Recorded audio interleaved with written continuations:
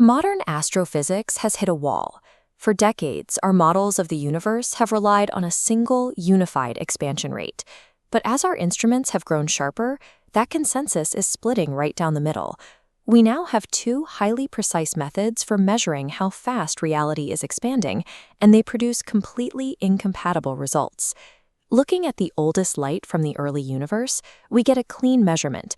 The cosmos expands at 67 kilometers per second per megaparsec.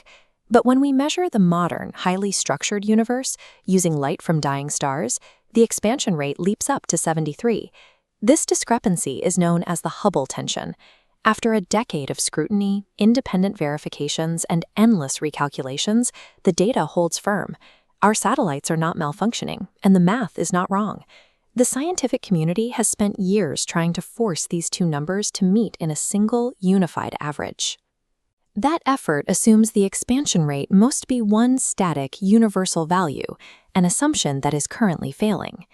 This panic stems from a specific baseline view, that the universe is a mechanical object. We assume it is running a single, flat software program that requires one fixed number to keep the clockwork moving.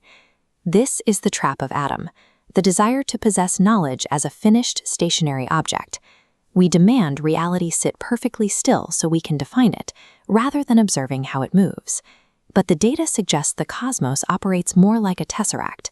In this model, the anomaly isn't a failure of the machine, but a functional property of a system moving between two different operational states. The Hubble tension is the measurable signature of that movement. It is the shift between two different phases of cosmic activity. To map these phases, we turn to this topological blueprint. Rather than a historical record, look at the geometric density of the Arabic script. It functions as an algorithmic operator detailing the boundaries of the Kursi container. This framework describes a dual caustic universe. It is a system that oscillates between two distinct modes, managing the transition between wave energy and physical matter. This diagram shows the logic of that oscillation. At the first coordinate, the seed state, we see the early universe. This maps to the 67 expansion rate, a domain of unified wave energy. After moving through a central buffer, the system reaches the manifested state. This corresponds to the 73 expansion rate, where localized particles and structural density dominate. Early and late universe measurements probe different coordinate states of the exact same system. The numbers are different because the system is operating in two different modes. The 67 measurement tracks the wave state. The 73 tracks the particle state. Deep space anomalies like this provide a look at the latter phase.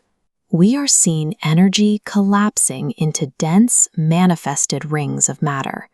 The 10% gap between these two numbers is the functional zone where the system manages the shift from potential energy into manifested form. We call this the buffer. This buffer is an active remembrance. The cosmos maintains the coherence of its origin, even as it transitions into its future complexity.